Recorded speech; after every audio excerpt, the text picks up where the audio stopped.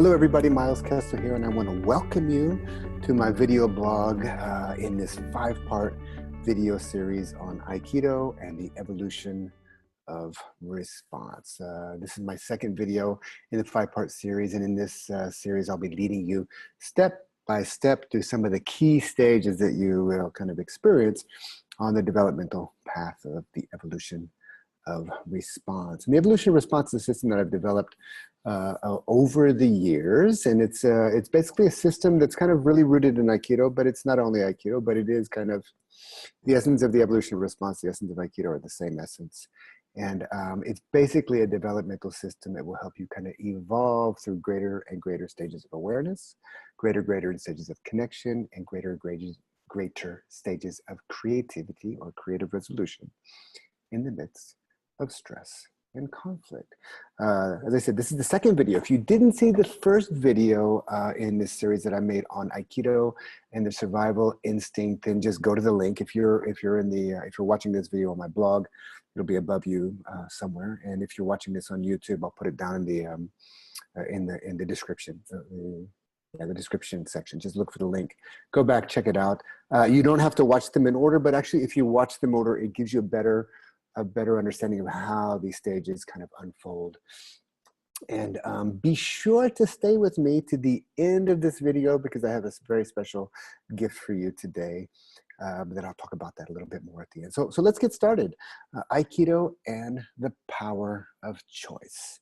So if you take a rocket, and there's a lot of rockets going, hopefully good rockets, hopefully not weaponized rockets, but these days there's a lot of rockets that are being shot out of the Earth's gravitational pull and into orbit. And if you look at these, these days they're pretty. The technology is pretty good, and most of them are successful. But every now and then it's not successful.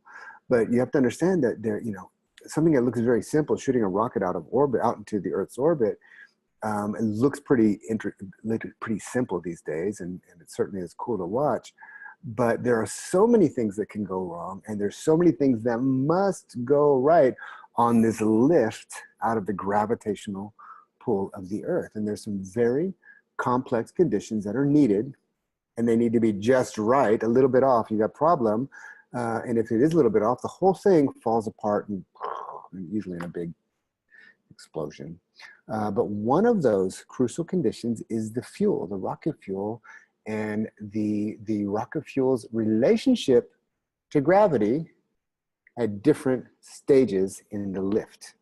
So there's the rocket fuel and its relationship to gravity at different stages in the lift. And the fact is, and this is really the key point today, 80% of the rocket fuel is for the first 20% of the lift. I'm going to say that again. 80% of the fuel, it's full of all this rocket fuel, and it uses it at the beginning, starts to lift off. 80% of the rocket fuel is used for the first 20% of that lift. It takes a tremendous amount of lift to break the gravitational pull the closer you are to the Earth. So as we're kind of at land level, ground level, the gravity is the strongest.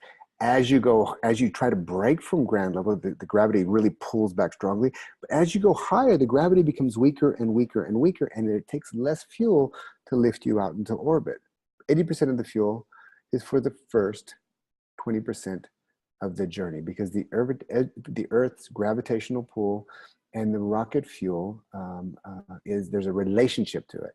And as it turns out, the rocket fuel and the rocket fuel's relationship to the gravitational pull is analogous to our evolutionary development in relation to stress and conflict. So if you think of our human development, and as I said in the previous videos, there's the fight, flight, and freeze instinct that we are hardwired. It's hundreds of thousands of years of human evolution that has hardwired us. And in the moment of what we perceive something as stress and conflict, that's where we go. It doesn't take much to go there. And that's the gravitational pull, that we're pulled into that kind of reflexive, reactive response as a survival instinct. And just like the rocket, there are so many ways that can go wrong. and so many things that must go right, there are the same thing when we're trying to break that survival instinct. There are some very complex conditions that must be right to help us break the gravitational pull of the survival instinct, and to begin to realize, not just realize, but not just access and realize, but integrate and establish our higher potential, our higher intelligence. The first condition that we need to really be aware of is that you must work with and overcome and integrate your own survival instincts. So we talked all about that in the last video and in the Facebook Live video as well. So that's something you've got to start to work with. But then it begins to, as you begin, so our practice really begins with appreciating the hundreds of thousands of years of hardwired evolutionary momentum that is built into us. And when confronted with stress and conflict, that momentum will pull you to the lower instinct. That's the bad news, that it's gonna kick in automatically.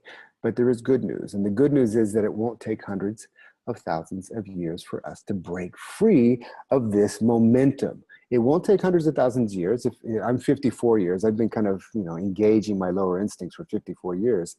Bad news. The good news, it won't take 54 years to overcome it, but it will take some effort. And just like the rocket fuel, where it uses 80% of its fuel for the first 20% of the journey, you will need to have a lot of intention and a lot of effort to break free of the evolutionary momentum for the survival instinct. So what exactly is the fuel that is needed to lift us out of our lower instincts and into our higher potential? What's the fuel? Now, there are many practices that we use in Aikido to actually kind of help us to align with the Aikido intelligence. Grounding, centering, connecting, listening, opening, allowing, and all these are amazing practices that give us a greater capacity. These are higher intelligences. They give us a greater capacity over our lower instinct. But one of the first fueling practices, this rocket fuel, that we need to begin to engage is none other than the power of choice. So what exactly is Aikido and the power of choice? When we engage the power of choice, what we're doing is we're making a clear distinction between the low road, the lower instincts, it's kind of first 80% of the gravitational pull. We make a clear distinction between the low road intelligences. Survival instinct, it's an intelligence. So if you're in the jungle, let it be. Let the survival instinct save you. But if you're in the daily life with your family, with your kids, with your wife, at your work, or whatever, those low road practices are just going to, in the middle of stress and conflict, they're just going to perpetuate stress and perpetuate perpetuate conflict. So we have to understand when we're working with the power of choice, we have to make a clear distinction between what is the low road and the high road. That is important. High road are things like being grounded, being centered, being connected, being open, listening, allowing creative response to come through. These are high road practices. The power of choice is right there at the junction.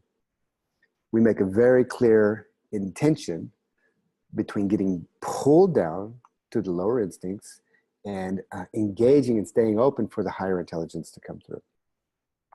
Another aspect of the power of choice is, believe it or not, is having a strong moral, ethical code. Now, most of our religious traditions, I'm not religious, I'm not teaching religion here, but that doesn't, I certainly recognize there are good things in religion. A lot of dogmatic stuff that, I feel we could do without. Some people, go with peace, whatever, it's cool. If it's works for you, it works for you, that's great. I have no opinion about that. But some of the stuff is clearly dogmatic, and some of it is actually eternal truths, eternal wisdom. And having a clear moral and ethical code is it turns out it's super important in helping us evolve from our lower survival instincts into our higher intelligence. So what is an ethical code? It's basically, don't kill, don't steal, don't lie. Basically, don't harm other people and don't harm yourself with your words and with your actions. That's kind of the basic. That's like the golden rule. Do unto others as you would have them do unto you. It's kind of a perennial wisdom. It's in all of the traditions, all of the religious traditions, all of the ethical traditions, even most democratic constitutions. That's kind of the foundation, live long and prosper, have a good life, and don't bother other people. You know, and that's really what that ethical code is for. And if we look at Aikido, you know, one of the strongest ethical codes that we have is the injunction that we received from O Sensei, Masakatsu Agatsu, Katsu Hayaibi. True victory is victory over oneself. Seize the day. Take care of that now. Deal with it. It arises, deal with it. True victory is victory over oneself. Take that injunction and engage it with the power of choice. What does that mean? It means that I'm going to choose when stress and conflict come up, rather than getting my satisfaction and victory over another person.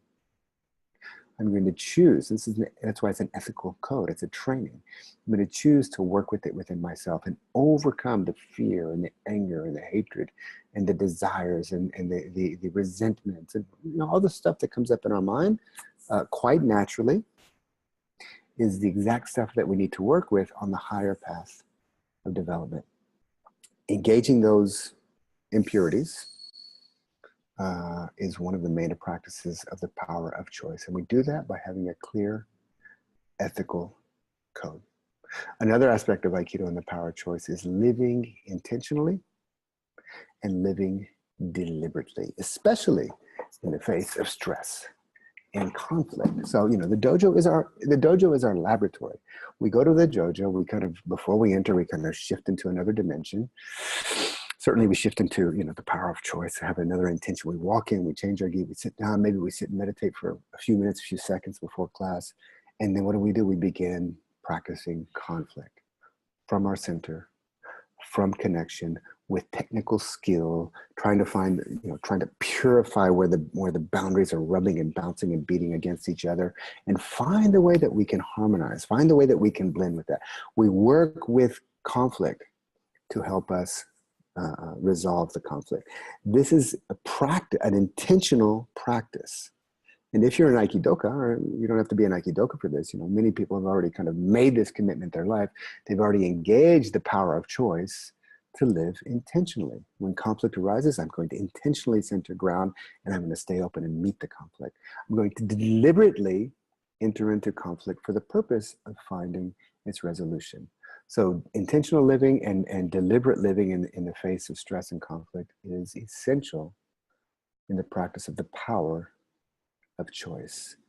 Along with that comes a personal integrity. What you say over here and what you say over there is the same. What you do over here and what you do over there has an integrity to it. It doesn't mean you have to be open and share everything. You can have your privacy and you can place boundaries, totally fine. But there's an integrity. You know, again, this is kind of the code of the spiritual warrior, that you have a certain integrity. So being straight, being forward, being honest, being straightforward with people, no deception, you know, being clear, having a clear intention and clear relations. These are all aspects of having a clarity in the power of choice. And basically what the power of choice is choosing to be responsible. When you meet that junction between the high road and the low road, and you're kind of in that stress point where it's very easy to just let go and allow the lower instincts to take over, to kind of go back down that evolutionary, that devolutionary path that we all know so well, you know, towards fight, flight, and freeze.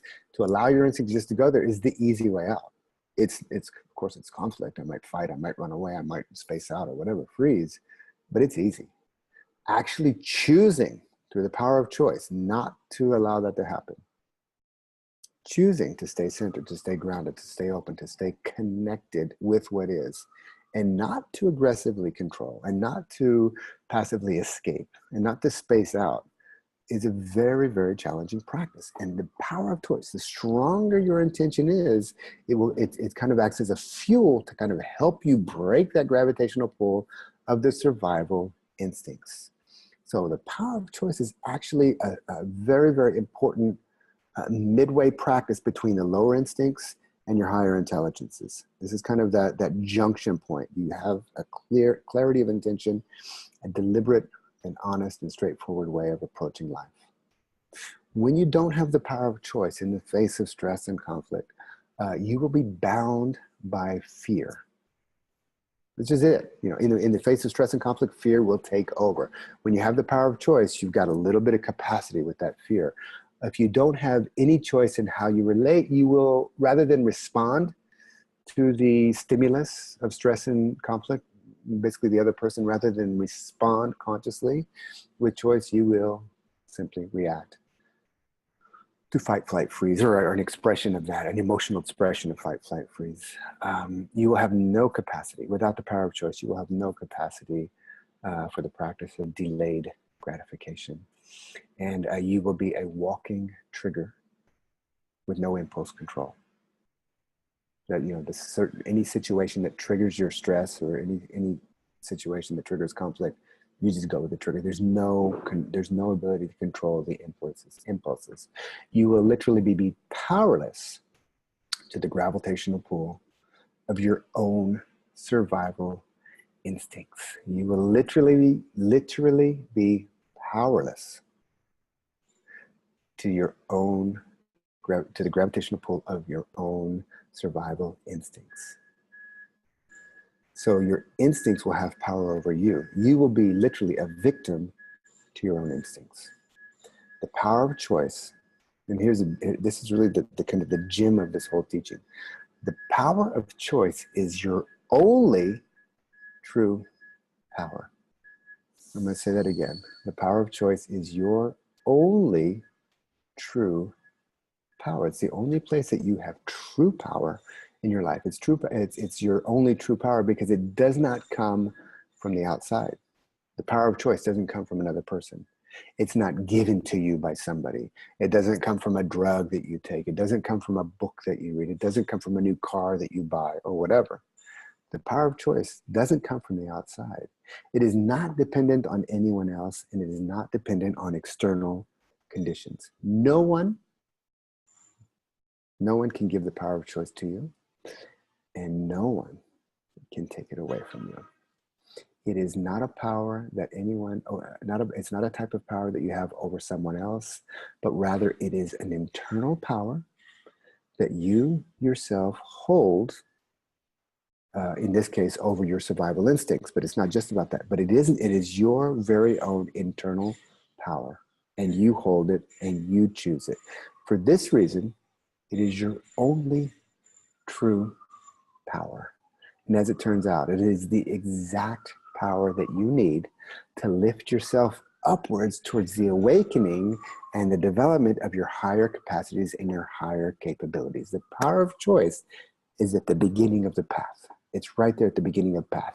Aikido, you know, the do in Aikido, path, what kind of path? Higher path of practice. Higher than what? Higher than lower instincts. And every step on a higher path of practice is a step of self-awareness. And at the very beginning of that path and all along the path is you engaging the power of choice. If you don't engage the power of choice, you slip off the higher path and you go down the low road. That is a fact. So to kind of wrap this up, this video blog on Aikido and the power of choice.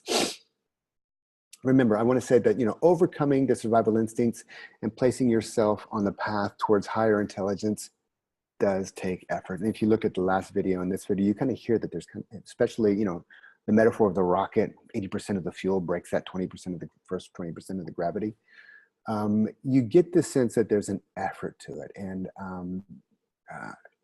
it can be challenging work. It can take a lot of discipline. It can be hard, and it can be a struggle, you know, struggle with yourself.